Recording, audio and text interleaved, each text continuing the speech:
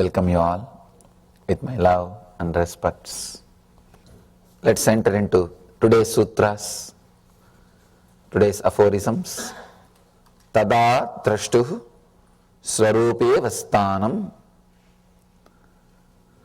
means when withdrawal from mental patterns happens, when you take the responsibility for your mind, remembering you are thinking. Thinking is your action.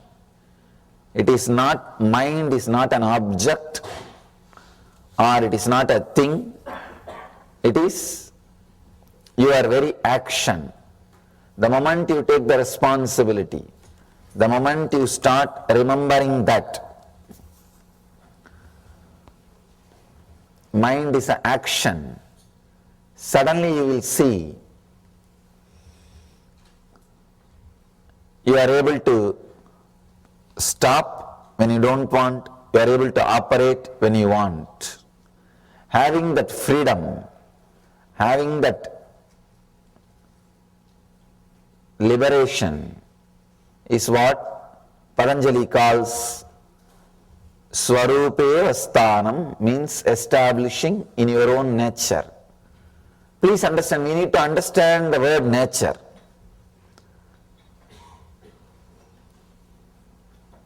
It's an important understanding. Usually, what we call as nature is the state which is confused, deluded, depressed. We start calling this as our nature. Where Patanjali says Swarupe, nature means complete, settled, pure consciousness. It doesn't say our deluded state as nature.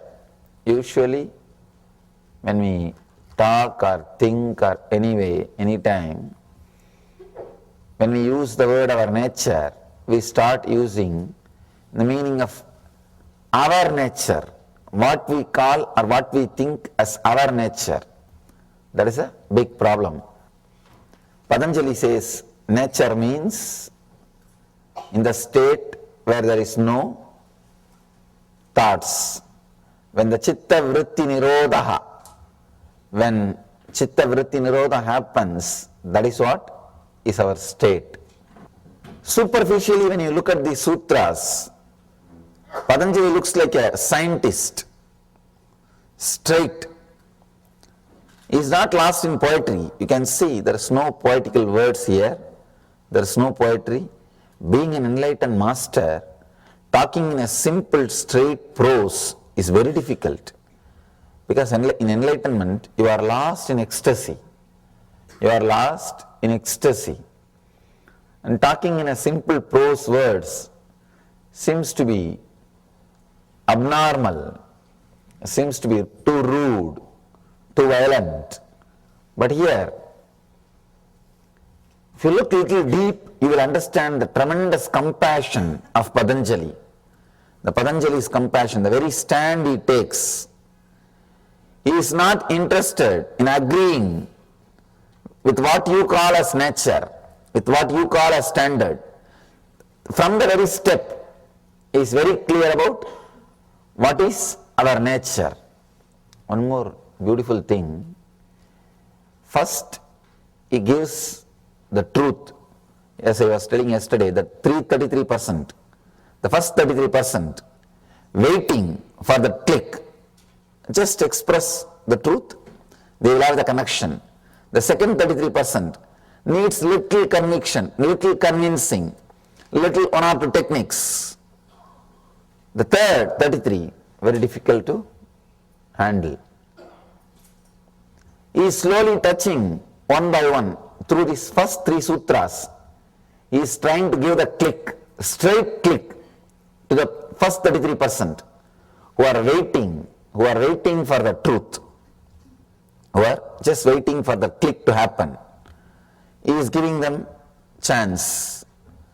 So in these three sutras, the whole thing he completes. Whatever he is going to tell, the essence of everything he completes in these three sutras. All you need to understand is understanding this one thing. Mind is not a thing, it is your action. Just like you can stop walking, standing, sitting, you can stop the mind because it is an action. This one understanding is enough. Nothing else is needed. You are a yogi now.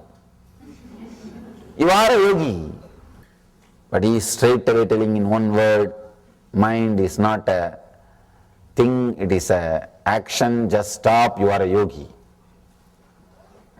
So when you have all these questions, any one of these questions, now you are second 33%.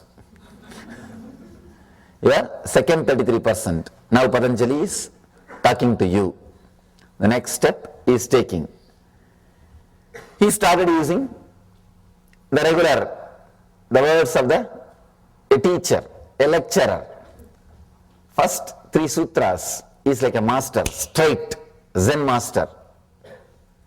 Now he is going to the second tone. He starts explaining one by one.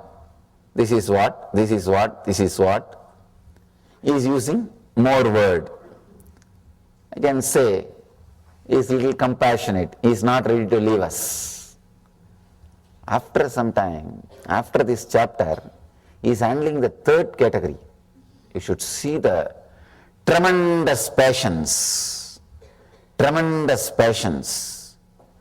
amazing passions, explaining every inch. Actually, first when I read the Yoga Sutras, I thought, how can an enlightened master be so dry? Because he is not making any jokes, stories or poetry, nothing. Straight away he is talking like an angry husband. And not a single extra word, nothing, straight, he's saying tuck, tuck, tuck, tuck, tuck. Now I understand, first he is trying to deal with the people who are waiting for the click, who have experienced that now, ata yoganusasanam, who are ready, who are in this moment to receive yoga, who are ready for yoga, who are ready to explode. So he is trying to handle them, they are waiting. He can't delay the process. He can't make them wait more and more. So he is straight away delivering for them. Once he is finished with them, then he goes to second 33%. There he is little more relaxed. He is using extra words. He is not poetic, but at least using extra words to convince. In the third, when he is touching the third 33%, there he is very poetic. Paramahamsa Nityananda conducts Inner Awakening, a 21-day enlightenment intensive course, and Life Bliss Engineering, a 3-month course for having a yogic body and Vedic mind. Call 919731257960, 919742203311,